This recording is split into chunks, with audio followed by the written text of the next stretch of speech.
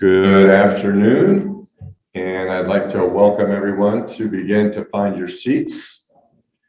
And we're going to go ahead and get our meeting started here. Today it is Tuesday, October the 12th, and I would like to officially call to order our Akron Rotary Club meeting.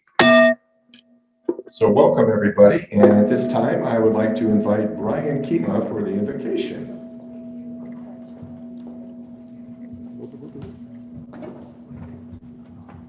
Thanks, Steve. All right, here in the Rotary Club, we have a ton of disciplined people.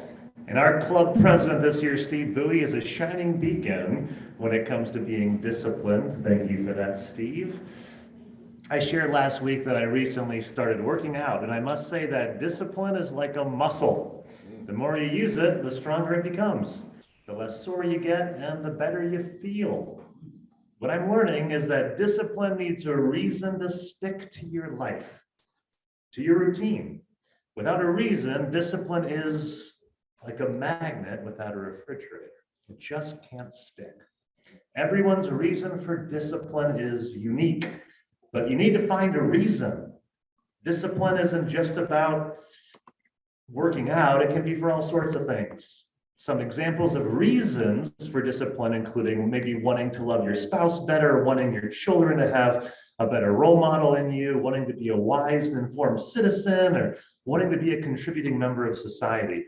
But for me, the best reason for discipline comes with accountability. Having others alongside of me to hold me accountable is what I need to get increase in discipline.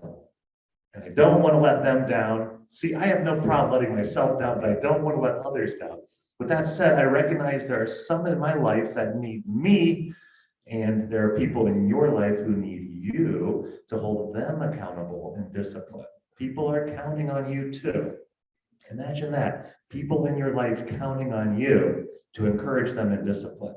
That's a great reason to get out of bed in the morning. So in closing, let's have a quick moment of silence. I want to encourage you, with God's help, to strengthen yourself in discipline and to reflect on where you need to be more disciplined and where you need to be an encourager to others. So a brief moment of silence.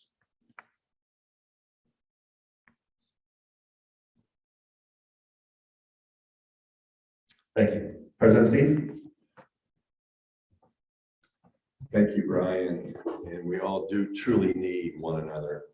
At this time, I'd like to lead us in the Pledge of Allegiance. So please join me. I pledge allegiance to the flag of the United States of America and to the republic for which it stands, one nation, under God, with liberty and justice for all. Thank you. And now for the four-way test. Is it the truth? Is it fair to all concerned? Will it build goodwill and better friendships? Will it be beneficial to all concerned? Thank you, everyone. Please be seated. Well, here we are on a beautiful October day, experiencing some nice weather, and it was good to see a few of our Rotarians this last Saturday at Linda's church, the Lutheran church there in Portage Lakes. And if you've not made it yet, with Linda being president next year, she and I were discussing it's going to be a requirement for people to go. No, but honestly, yeah, Mela's getting a good laugh out of that one.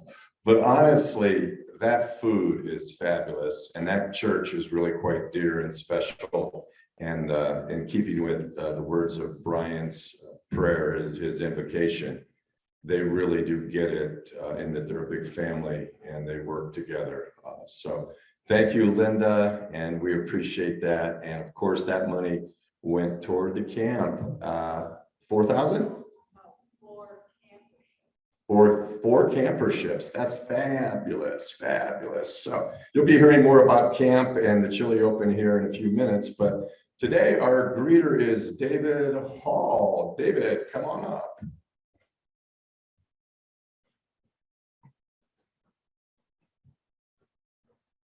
Thank you, Steve. So we have one guest today. It's a guest of yours, Steve. And our guest is Chandra. I'm not going to try the last name, Chandra, but you want to stand up and say hello? You have anything you want to say?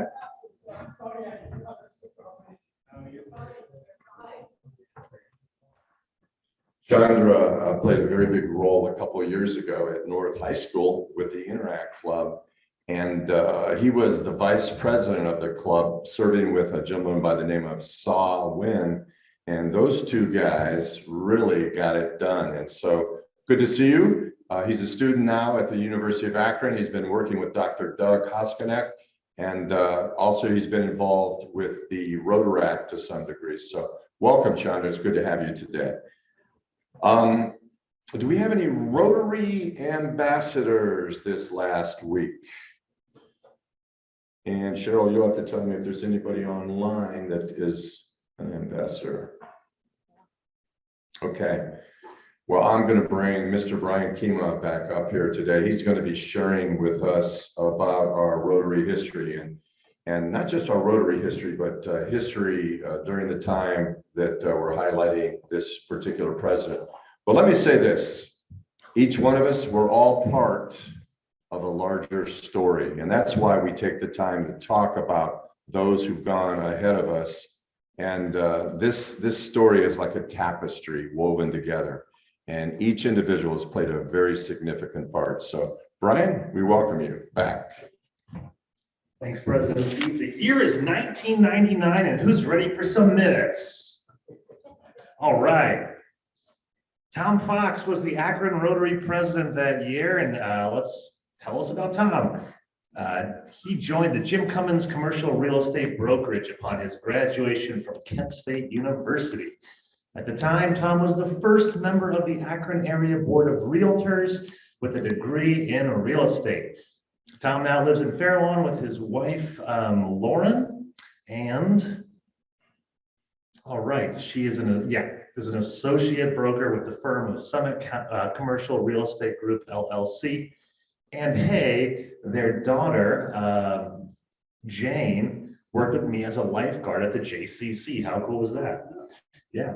The Rotary International president was Carlo Ravizza from Milan, Italy.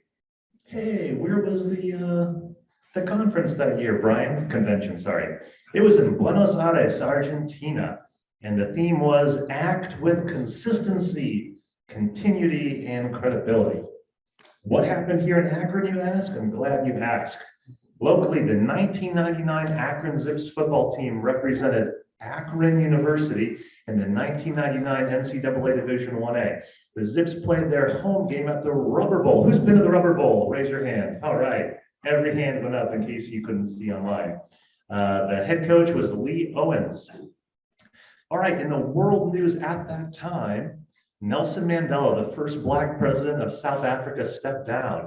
War erupted in Kosovo after Yugoslavia's president, Mr. Miserovic, clamps down on the province, massacring and deporting ethnic Albanians.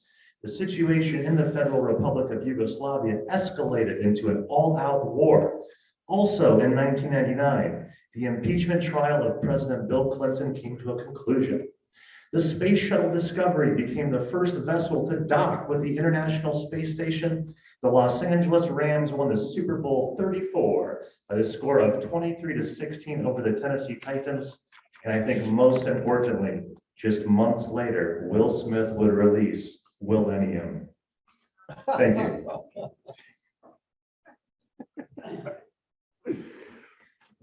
Millennium. Thank you, Brian.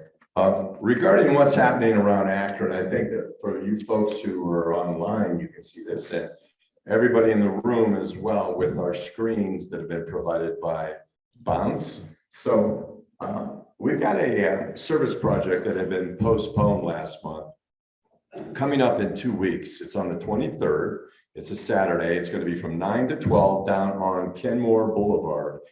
And the intention is there are about a half a dozen storefronts that we're going to be looking to paint. Now, that might sound overwhelming, but the areas concerned are not that large. And by getting involved and bringing out a team to do this, we're really going to be able to help step up the atmosphere, as it were, down there. And Tina and the Community Development Corporation in Kenmore have been doing a phenomenal job of raising the water level, as it were, of health and vitality in Kenmore. And so 9 to 12 on Saturday, October 23rd. Additionally, Brian Kima had been involved just on Sunday with a number of the Interact students out in North Hill at Patterson Park. They were doing a trash pickup, and they're going to be at it again on that particular day. And I know that in the board meeting, he had requested if there was 1 or 2 Rotarians who could possibly help out on that day, that would be very, very helpful, in that we need someone to kind of just oversee the kids. And these kids are pretty zealous. There were 14 of them that came out on Sunday. And in some respects, as Chandra would know, that's a little bit of a low number, because you guys have been so phenomenal in rallying to serve North Hill. So if we can get a couple volunteers, that would be fantastic. And then this Saturday at the Women's Club, the Akron Women's Club, Jerry Kiefer is putting on an art show. I think it's, what is that, 5 to 7? Yes, 5 to 7. She's having a reception hosted by her mother. And if you've never seen Jerry's work, it is fantastic. I mean, she really, truly is gifted. And so you are all invited to the reception this Saturday between 5 and 7 o'clock. And I plan on being there and taking a look at what her latest works have been. So, all right. So with that all being shared, is anybody happy today? Anybody happy out there? David Hall.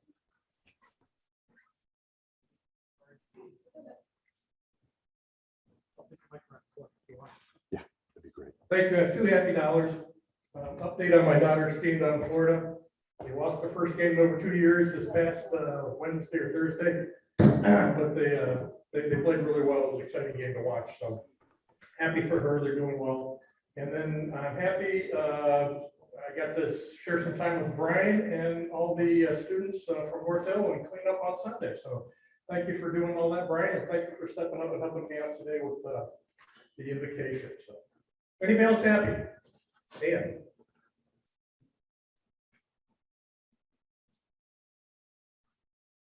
Feel bad making you run. I'm happy. I have 2 happy dollars today.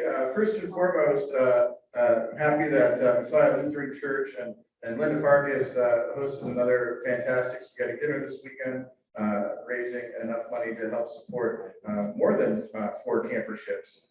So we're really excited about that. And secondly, we're happy it's Halloween season, and last year we weren't able to do this, but we're excited to have our annual trick or treat at camp on October 31st.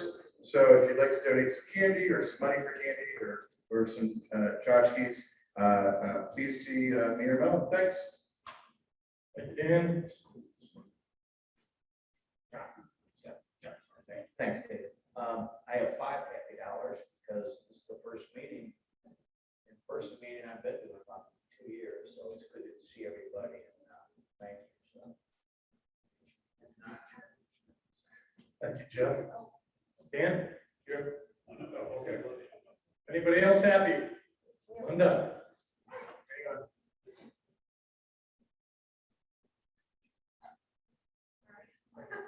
Thank you so much.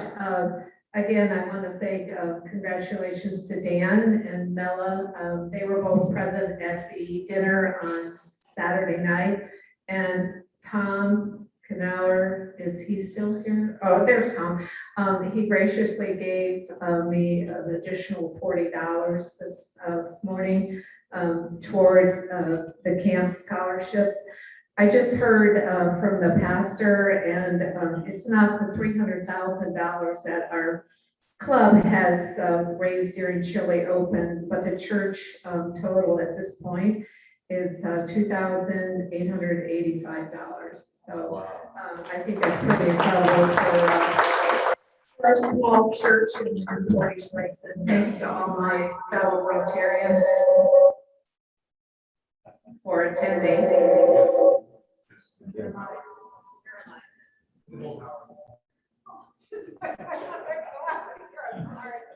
But I also want to do a shout out to Dan O'Connor. Bless him, he and I are in a military officers group here in Akron, and Dan took time from his busy schedule to speak to the JROTC group at Green High School and talked about his military service, of which I say thank you so much.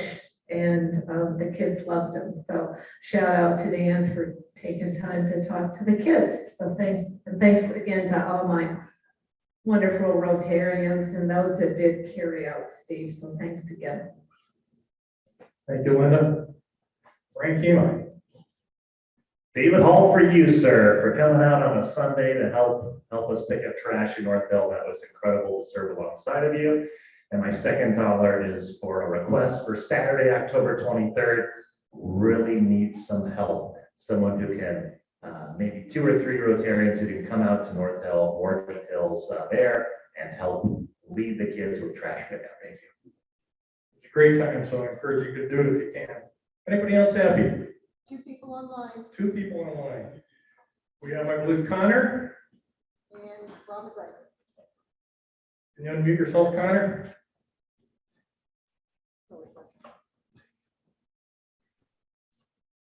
Me?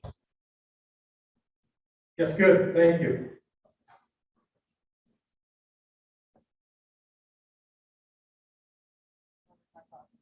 Connor, do you have happy dollars or no? I'm so sorry. I was multitasking for a minute. I didn't know you were calling on me for happy dollars. Can you guys hear me? Yes. Can you hear me?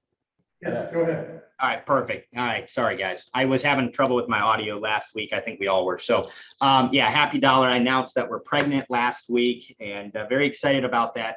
We found out we are having a baby boy this time around. So very excited. You know, was going to be happy with just a happy, healthy baby either way, but we'll have one of each. So we are thrilled. Due date's April 11th and was excited to share that with everyone. And 5 happy dollars. 5 happy dollars? All right, that's great. Thank you, Connor. And Dr. Rob, I understand you're happy.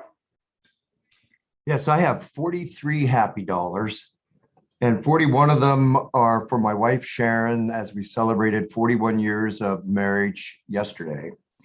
One is because the team out of state, who I saved parking spaces for, finally won a game and showed up.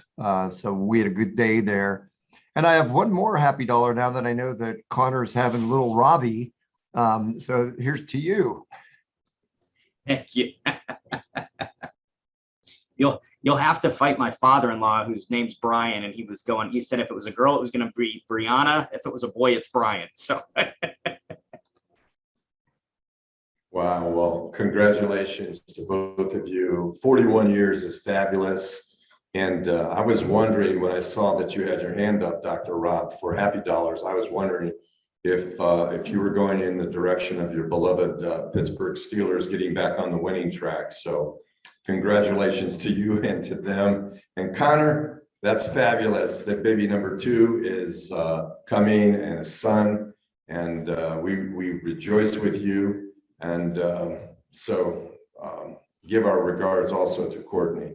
At this time, I would like to invite Jeff Sheeks up to share with us a little bit about the upcoming Chili Open.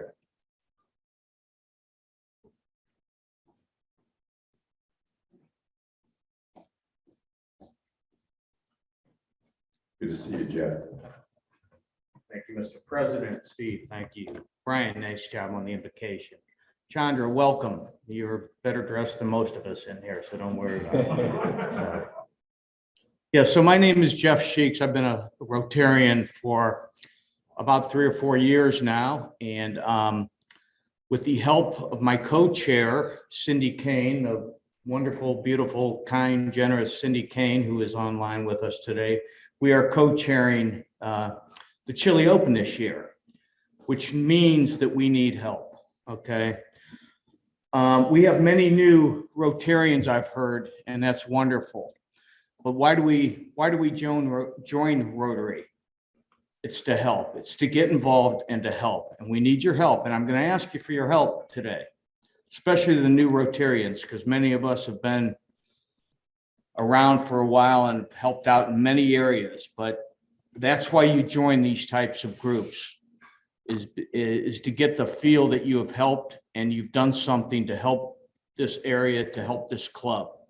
So with that being said, Cindy and I are asking for some help in some different areas here. And it's to raise money for the Chili Open. And this money doesn't all go to the Chili Open, it goes to Rotary. Okay, it helps fund Rotary and keeps this organization strong.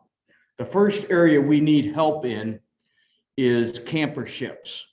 We're looking for a co-chair of our camperships.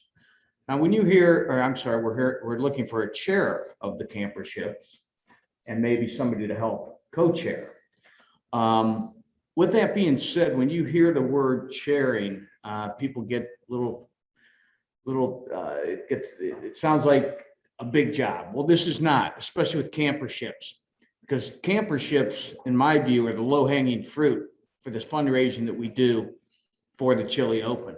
It's a $500 ask. We're not asking you to ask somebody for $10,000 or even $5,000. It's a $500 ask. We have a lot of information on those people that have given in the past that we can get to you. We will help you with this. But again, Cindy and I are asking if somebody could stand up and chair the camperships. Dan Raymond Schneider has been doing this for many years, and he's going to help also in this area. But again, this is very important that we get a chair for our camperships. Again, you have a lot of help in this area. So if anybody feels like they'd like to join us and help in that area, we'd appreciate your help. The other areas that we need help in, the raffle tickets chair is David Miller, and he's looking for an assistant chair. So again, just selling raffle tickets, again, it's not a big deal, but it does add to the bottom line of what we raise for this great organization.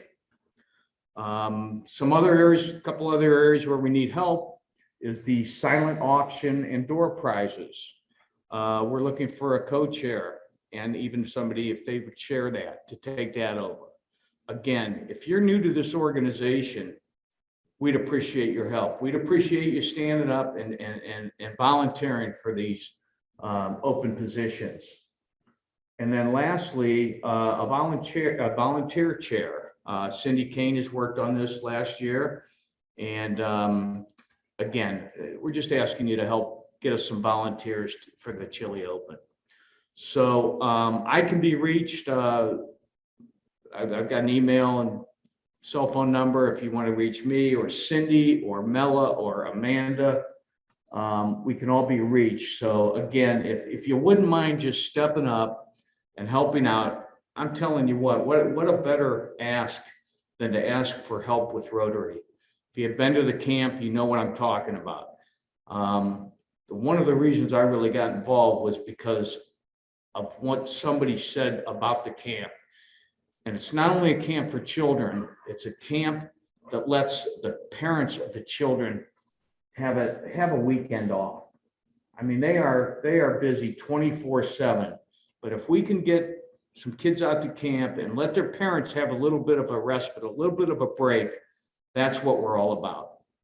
So again, please contact me, contact Cindy, and let us know where you can help. I'm looking forward to meeting you, the new Rotarians.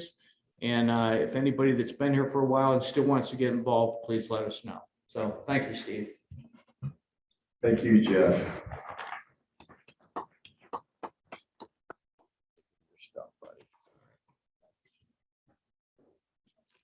And you know, anybody who's been around our club for any amount of time, you know that the Chili Open and the Akron Rotary Camp for Children pretty much is the crown jewel of what we do in impacting our community. And just a couple of weeks ago, Dan and the staff at the camp had a strategic planning meeting, and Dan had brought in one of his friends who lives in Florida, but kind of travels all over the country in working with camps. And he made a comment to, I think there were close to like 20 to 25 people who come out for that planning meeting. But his comment was this, in pertaining to what the magic that happens out there on Portage Lakes. He said, "You are very unique." And he said, "What's unique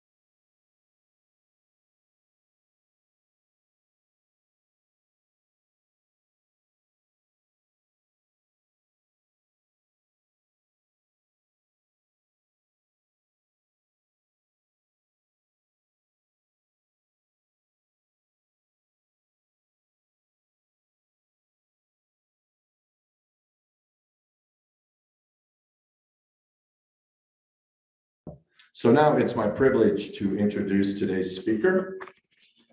And thank you to Katie Miller for inviting Angela Meleca, who is the Executive Director of the Ohio Citizens for the Arts. And thank goodness we love and need the arts.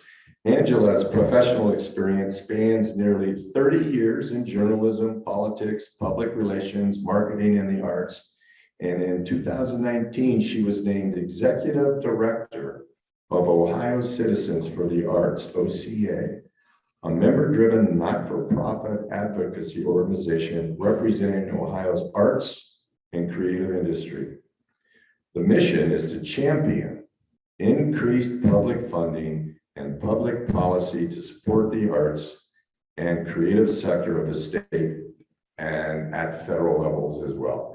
Angela, welcome. We're glad to have you, and we look forward to what you have to share with us. Thank you so much. I appreciate for the invitation and being able to join you today. It's exciting to hear all of the activities that you are involved in and what you're doing to support and better the Akron community. I am Angela Meleca. I've been executive director for Ohio Citizens for the Arts for about 2 years. Our organization spans over 40 years. We were originally designed to lobby state government for increased funding for the arts and creative sector. And as we have progressed over the decades, we now are serving a larger role in training, advocacy training, supporting individual artists, as well as organizations and arts educators. And so just to name a few members in the Akron region is the Akron Museum of Art, the Akron Civic Theater, Arts Now, and the Akron Area Arts Alliance. Again, our membership spans across the state. We have nearly 400 members.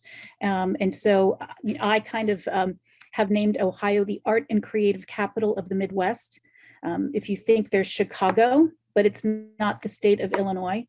And what we have in Ohio in our arts and creative sector is really phenomenal, given the amount of museums, world-class symphonies, performing arts, film, all of this encompasses a really unique state that our arts and creative sector really rivals LA and New York City. And so I've kind of, taken the charge to educate policymakers, lawmakers at both the state and the federal level at all that Ohio has to offer in the arts.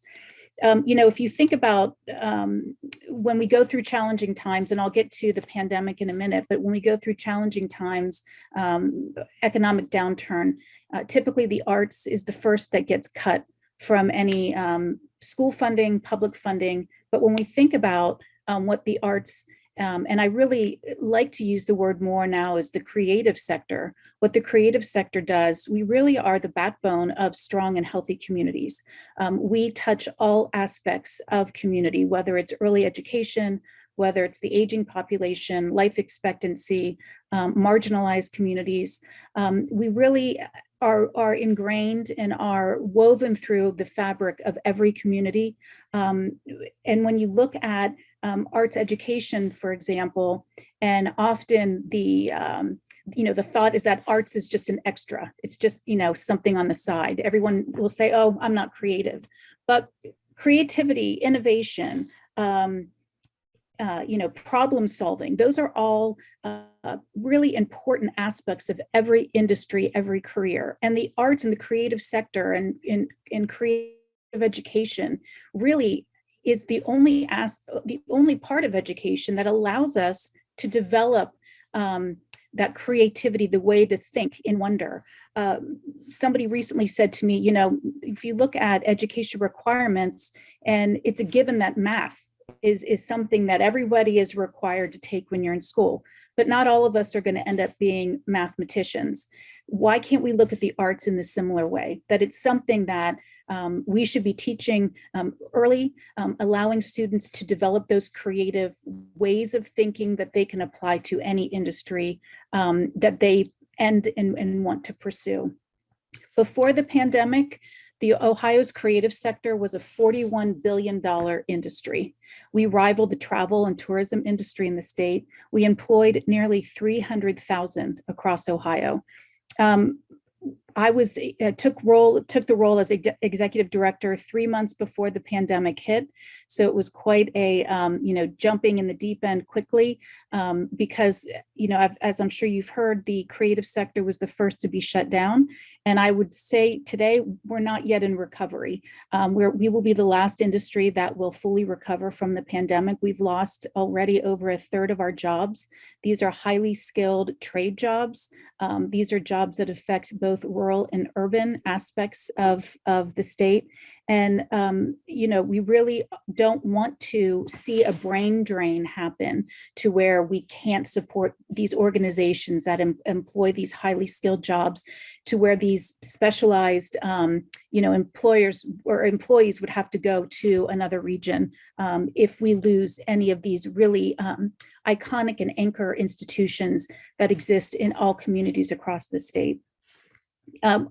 We quickly, during the pandemic, really needed to band together in a way unlike before. As I mentioned, members include across the state Rock and Roll Hall of Fame, the Cleveland Museum, Toledo Museum, Canton Museum, and really historically, this industry has worked in a silo where you're either working with your own institution at mind, or you're working regionally to come together to go to whether local government or state government for public funding. I really am a strong believer in collaboration and working together, and that if one region benefits, we all benefit. And my goal is to have the umbrella of arts and creativity in Ohio prosper. And so I spent many, months kind of wrapping my arms around the industry statewide. And I will say, we have come together, unlike before. We do monthly calls with different disciplines under the arts and creative umbrella to where these leaders of Akron Museum can share best practices with Cincinnati and Dayton, Columbus, Toledo, Cleveland. And so it's been really inspirational for me to watch these leaders from these institutions come together and really want to continue having that collaborative nature. We've had success in our advocacy work over the last 18 months. Again, my primary time with this organization has been during the pandemic. So not only do we advocate for increased state funding in the state biennial budget, we also advocate for funding on the federal level. And then given the pandemic, we've done, a really hard push for these one-time relief funding. So I just want to stop for a minute and show a brief video that kind of sums up the work that we've done over the last year. Let's see if I can figure out how to do this.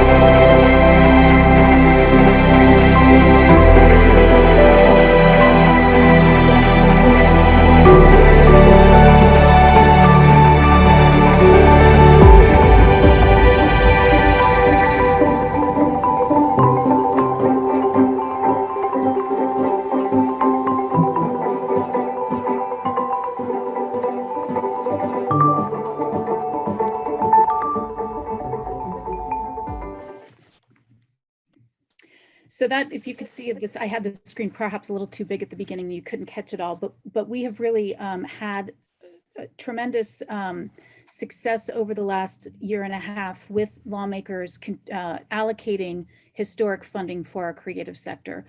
We received 20 million in CARES funding back in November. That was the second largest amount dedicated to the arts industry in the country.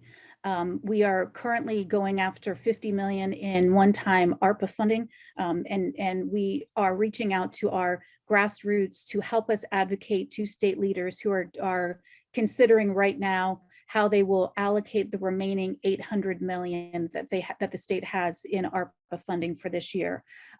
Really, I have often talked about how you advocate for the arts. And again, I'd like to use the word creatives more, that perhaps we've had a little bit of a PR challenge when we've done this in the past. And again, I'm speaking about when we engage lawmakers, whether they're local officials or state or federal officials. And typically what our industry does, what our organizations do, is they will take a lawmaker to the opening of the Nutcracker or the symphony, or opening of a, the exhibition at the museum, the gala at the end of the year.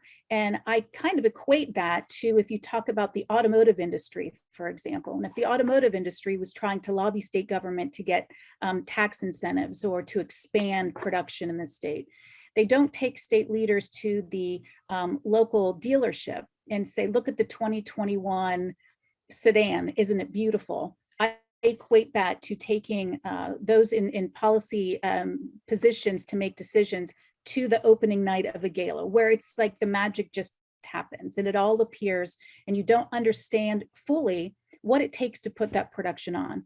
What an automotive manufacturer does, they take the governor or a state leader or federal leader to the assembly line floor, and they'll show them that these, and say it takes these many individuals to assemble one car. And so what I've been doing is encouraging our organizations to really reevaluate and look at how they advocate, how they communicate with their lawmakers in bringing them on the inside, which I've said to not be afraid to show a little bit of the mess, a little bit of the behind the scenes of how do you create, how do you get from the concept or an idea and to the end result. Bring them in and show, the hundreds of people that it takes to put on a production. We employ manufacturing, we employ welders and electricians and sewers, and there's so much technical workers behind the art, union workers, and one thing that has been I think most misunderstood during this pandemic is we've been the highest unemployed sector every month. We remain the highest unemployed sector, more than restaurants and bars. I coined a phrase, there's too bad there's no carry out in the arts. While these organizations have shifted to provide either virtual content, long distance content, they're doing it without the ability to generate any earned revenue. They're putting community first. And that's really what's been inspiring for me to see how these institutions have had to cut budgets by 30 to 40% on average, but their number one focus has always been and remains, how do they best serve the community? How do they reach those that would otherwise not be served? So as I said at the beginning, and I always feel bad when I come to speak because I don't want to be the little dark cloud and doom and gloom.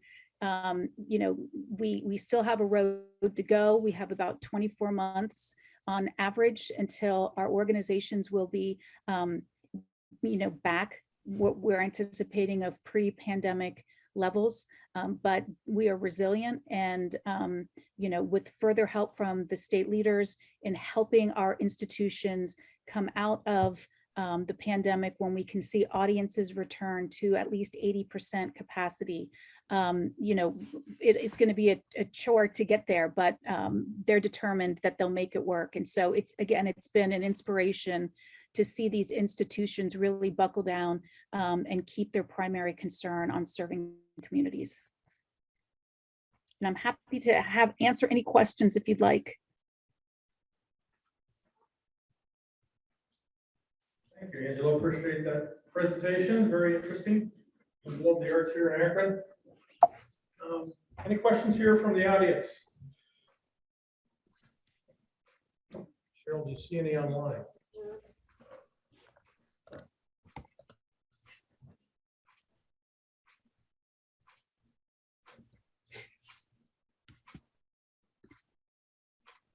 All right. I don't see any questions at this time. So we're going to go on with our raffle here. If you want to get out your raffle tickets. And who can I have draw? Mike? Could you draw a card or a number for me, please?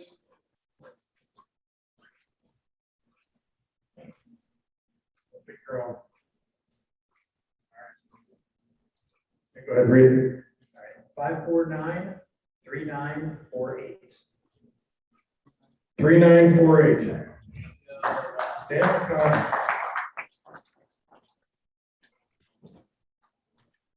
stay right there, Dan. Stay right there. Looking for the joker for the progressive pot. Walking $16. Nope, 2 spades. Progressive pot grows. All right. I think that's it. Presidency. Thank you, David. And thank you, Angela.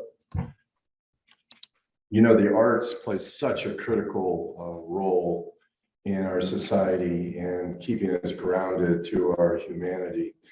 And I know in the past, we've seen at different times that there have been movements in voting against funding for the arts and such.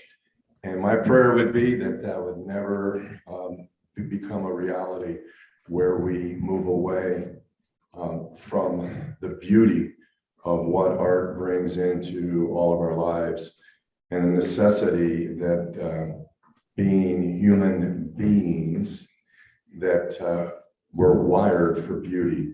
So thank you, Angela, for all the work that you're doing, and we wish you nothing but favor and success as you continue to build relationships in Ohio and to get your message out. And so today we actually have a little bit of time, but we're gonna call our meeting unless does anyone online have anything that they would like to say? Dr. McGregor. Thanks, President Bowie. And thanks, Angela. I enjoyed your presentation, although I had technical problems during the video. I apologize. I wanted to reach out to the club. As you know, the immediate past president is the chair. Well, you may not know, but the immediate past president is the chair of the nominating committee that keeps our succession planning moving forward. We are in the midst of accepting nominations. The team has met twice already. It's made up of the 5 past presidents and then myself as the chair of that committee. And what we will do is accept all nominations, whether they're self-nominated or you're nominating somebody else for the positions of board members at large or the vice president that would be in line to succeed Tom Knauer.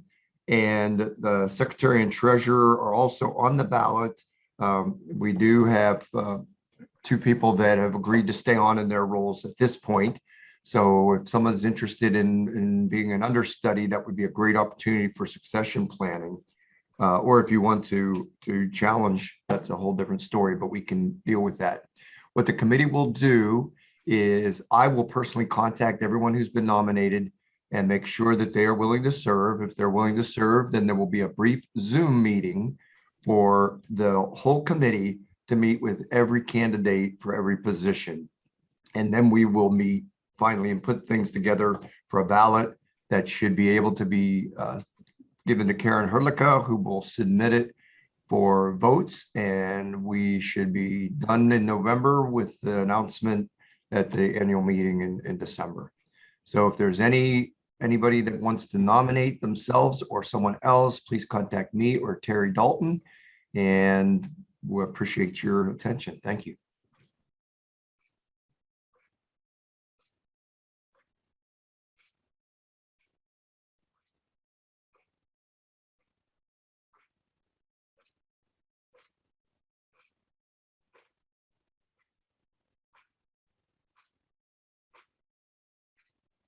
Well, both everybody who is here in person. Sorry about that. It's them. Well, thank you, everyone, and I hope you have a good week. And now this meeting is officially adjourned.